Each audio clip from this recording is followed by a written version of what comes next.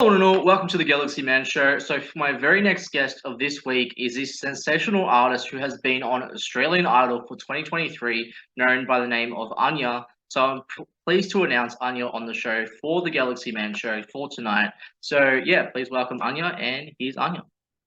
Hi, Hey, Anya, how's it going? I'm good. How are you? Yeah, really good, thanks. I just want to say first up, thank you so much for taking the time to join my show. It is such an incredible pleasure having you on the show for tonight. To people that don't know who you are, if you can give like a bit of backstory about yourself, and then we'll dive right into the questions. Amazing. Thank you for having me, first of all. Um, yeah, I was just on Australian Idol. I was equal fourth. And I'm just a singer-songwriter from Selby, Victoria. So we'll dive right into the questions now, Anya. So my very first question. So you've been on this incredible show that people don't know, uh, like Australian Idol 2023. What was this like whole experience like for you as an artist? Like, yeah, what was this whole experience like for you? Just like getting to be on Australian Idol, and what was your all-time favorite song performance to perform on Australian Idol? Well, obviously, it's a very full-on. It's very emotional. It's an emotional roller coaster, but I think it's kind of like a music industry boot camp. It's like everything is so jam-packed into a couple months, but you learn so much, and so I've come out of it like a bit of relief being able to come home, but also like I'm just so grateful that I got to learn and meet as many people as I have. And I think that my favorite performance of it, I would say my last performance, like my Save Me song was This Is a Man's World. And I really like that. I think that was my best performance. So yeah, I was happy with that. So on to my very next question. So who was your like favorite judge to meet, like out of the judges? Who was your like favorite judge to meet in Australian Idol? Oh, I don't know. I talked to all of them. Surprisingly, Kyle was really nice, and I thought we might have clashed a little bit because like both strong personalities. I'm a strong personality, but he was really lovely and would always kind of talk to you. Megan was always lovely. So was Amy. So was Harry. So it's hard to choose. Maybe Amy, just because she is an Australian like female artist, so I felt more connected to her probably. But I love them all. So on to my very next question. So you've created original songs before, and for the first original song of yours, I'm going to mention is called Home. Like, what was Yep. it like creating this one, and what's the meaning behind Home? Yeah, Home was crazy. Originally, it's featured by Pez, but originally it was his song, and I was just doing a top line, so just doing the chorus, and then it kind of changed, and then it was my song, and he was featuring on it. So I was 15 or 16 at the time, and I hadn't put a song out yet, and he was like, "Yeah, I'll jump on it," and so that was like incredible for me. Um, and yeah, we just did it in my brother's little home studio and just put it out, and it was really well received. It was written for International Women's Day, and it was written, for women that were disadvantaged and couldn't go to school. And so it was about, standing up for them and providing them with an education and kind of talking about that kind of thing. So yeah, I obviously that's very big for me. So I was very happy to put out my first song and that be the center of it. So on to my very next question. The next song I'm going to mention that you've created is called Voodoo. And what was it like getting to create this one? Awesome name, by the way. Voodoo, incredible name. Well, yeah, what was it like creating this title and the song? And just, yeah, what was it like creating this one? Yeah, really cool. I think Voodoo I wrote when I was 15. I'm 20 now, so it's an older one. But yeah, I wrote Voodoo about a friend of mine that I had in high school, and he really struggled with like mental illness and stuff like that. And so, I wouldn't see him for months, and then he'd show up at school, and then I wouldn't see him for months again. And our relationship is still very much the same. And so I wanted to write a song about that wasn't sad and it wasn't judgmental. It was just, it is what it is. Like some people just have a harder time through life, and that's just what it is. And so I just wanted to write a song about that. There's no judgment when someone is having a hard time. So yeah, I still love that song. So I put it out at the end of last year. So on to my very next question. So you've also created a song called For You. What was it like creating this one, and what's the meaning behind this song? Right. For You, I wrote in high school as well. And I had a high school crush on my best friend. And he rejected me. And it was like the worst moment of my life when I was 16, as you can imagine. We've all been there. And so I wrote a song about that. And it sounds really depressing, but I was 16 and I was like, oh my God, he doesn't love me back. And that's fine. It happens to the best of us. And so that was what it was about. And again, we did it in my home studio. We recorded it in Selby with my brother and my stepdad playing the keys. And yeah, it was just a really nice little homey song, all written by my family. So yeah, I really like that song as well. It's got strings in it, a bit fancy. So yeah, I'm very happy.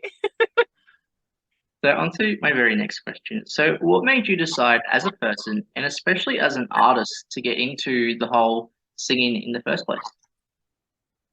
I think like my whole family is really musical. And my parents are both divorced and remarried.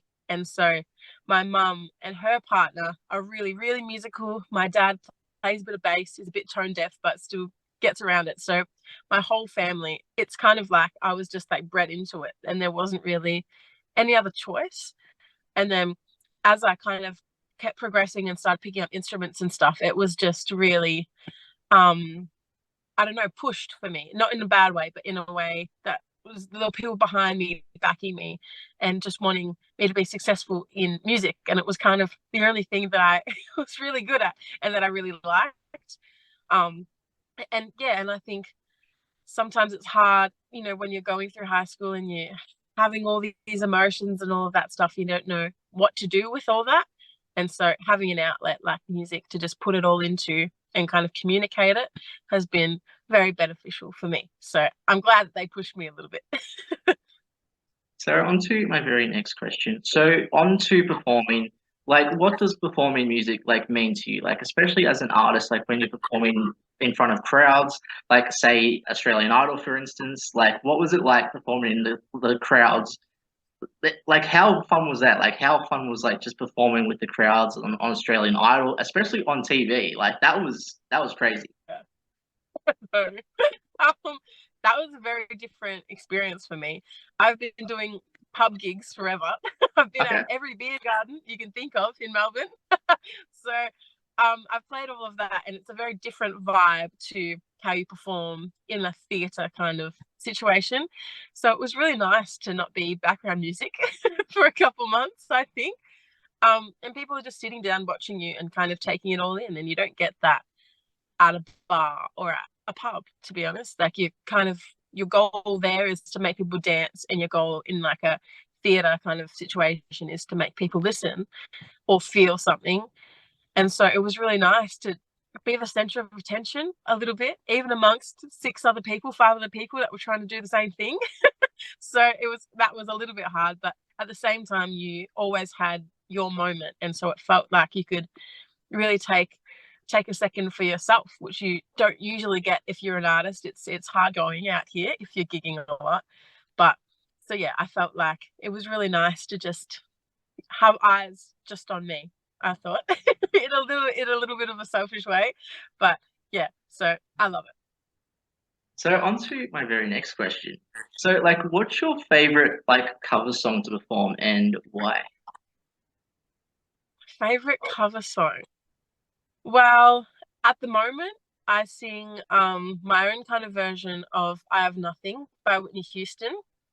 I actually had my first gig back today at my local school fete, and the first time I performed there, and there was a big turnout, and so I performed it there for the first time, and it just feels good. Like my stepdad was backing me on guitar, and that's always like if you've been playing with someone for long enough, the chemistry is just like you can't match it with someone that you haven't played 20 years, played with for 20 years.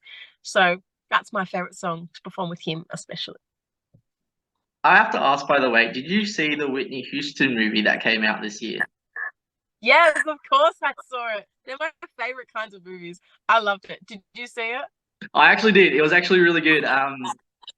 I have to say, like the actress that played Whitney, she was sensational, and the whole storyline and like Whitney's story is just so beautiful in so many ways, and it was just so amazing to see. Like, if anyone hasn't seen it, definitely get onto it, see it, watch it, because yeah, it's really amazing. So, on to my very next question for you. On to like art, like different forms of artists. Like, if you could work with top three artists that are alive or dead, who would you want to work with and why? Um, I love Frank Ocean. One of my, if not my favorite artists, and I love him. I've got my little TV, my orange TV tattoo, that is dedicated to him. I love him so much. Um, and so obviously I'd love to work with him. I love Matt Corby. Love Matt Corby, so I'd love to work with him as well. And they're both Scorpios, so I think that that's like a little trend. And my boyfriend's a Scorpio as well, so I love a Scorpio man. Um, and I also like Mark Ronson, who's like a producer. I really like him. So he's not really quite an artist, but I'd love to work with him. And obviously Adele. Adele and Amy Winehouse. Everyone wants them. So I want them too. I have to ask, by the way, who did you get along with the most? Like, out of the contestants on Australian Idol, who did you get along with the most out of the contestants? Um, Obviously I made lots of friends while I was there, but I would say Harry Hayden. If you remember him, he's my bestie. They're my bestie, and so we're like this even off the show. So I love them. So, on to my very next question. So, if you could give, like, go anywhere on tour, take your music to any place, any country in the world, like, where would you want to go to and why? Well, I think outside of Australia, I would really like the UK. That's probably a very similar culture to me. Obviously, in America, like I think the country scene, I would do really well in, like Nashville, that kind of thing. I would really like, but I think the UK would kind of take me on a little bit easier. They're a bit edgier, and the humor is very similar to Australian humor. So I'd say, yeah, the UK, European tour. So, on to my very next question. So, what advice would you give to upcoming artists that want to get into music? And yeah, what advice would you give them? I would say, I think what I've been told this whole time is just to not stop. And I saw a Lady Gaga interview the other day, and she basically said, you just need your own perspective. And that's like the biggest thing that'll set you apart from people. If you have something to say and you have something to say in your way, that's going to be completely different. I think for me, it doesn't matter how good your voice is, it doesn't matter what you look like or any of that kind of stuff. If you have something to say, um, and you're good with words and you make people feel something, then that's what matters. It doesn't matter, and even especially to do with Australian Idol, like I never wanted to win. And I think that's because I truly believe that that doesn't really matter in the long run. It just matters what you say, how you say it, how you connect with people. So that's what I'd say. So, on to the advice part. So, if you could give younger, like Anya, advice, what advice would you give to your younger self and why? What advice would I give to my youngest? Um, I would say just stay focused. And I think that I like struggled a lot with confidence as I was getting older, especially like singing and playing instruments. There's no reason that someone is better than me. It's just that they're more confident. That's what I believe. I still believe that, and I still struggle. Like even going on Australian Idol, I don't think that I'm the best singer around. I think I'm okay, and I think I like do what I can, but I don't think I've got the best voice ever in the world. I don't think I'm the best player in the world, but um, yeah, I think that I've got something that's different. And so I have struggled. Like when people tell me I'm good, I'm just like, ooh, okay.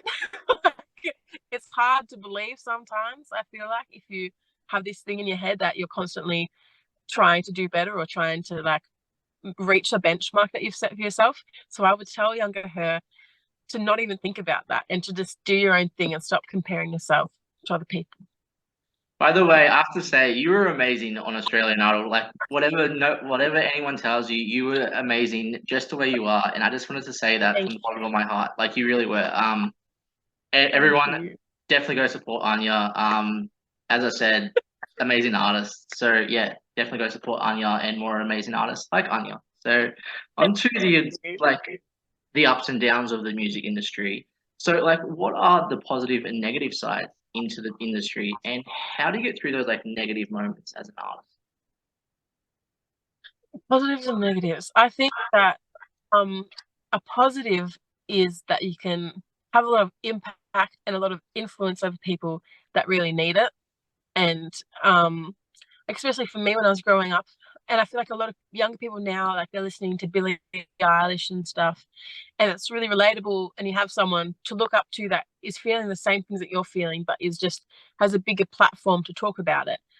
And so I think that is a positive because you have you can have such a big influence on people for the better, and you can use your platform for the better. So the music industry kind of um, allows you to do that. But I think a negative would be like almost that there are so many musicians now. Everyone is like sings or plays an instrument or whatever. So it is really hard to cut through, I would say, especially on social media and stuff like that. It's really, really hard to cut through. um, and so that can be hard. And I think that can stop a lot of people from pushing through. So yeah, I would say that's one of the negatives that it's almost a saturated market at the moment. There are so many artists and so many people writing music and putting music out every day that it's hard to keep up with or be successful because there's so many people around. But it is what it is. You just got to do your thing, I think. Yes, you got to push Yeah. through and conquer on. Hmm. Yes. So on to my very last question for you, Anya. So like what's next for you for the rest of 2023 onwards, like any projects or new gigs that you have planned? Yes, I've got. I'm planning to. It depends because we're basically all waiting to see if we get signed. And so that's what everyone's kind of doing. We're waiting for the email, the yes or no email, basically.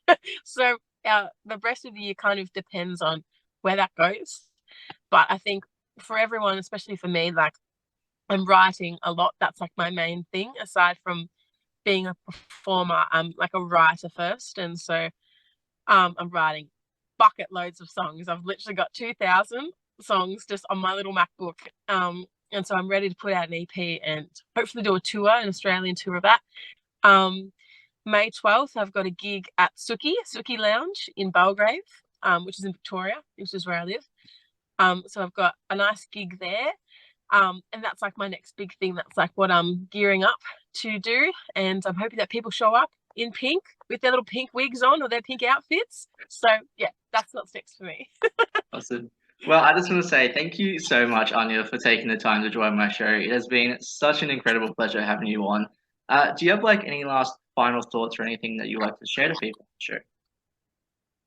I'd just like to thank you for watching. Thank you for having me. But thank you to everyone that has watched so far or has watched to the end. And I hope that they support you too, because I think you're doing a great job.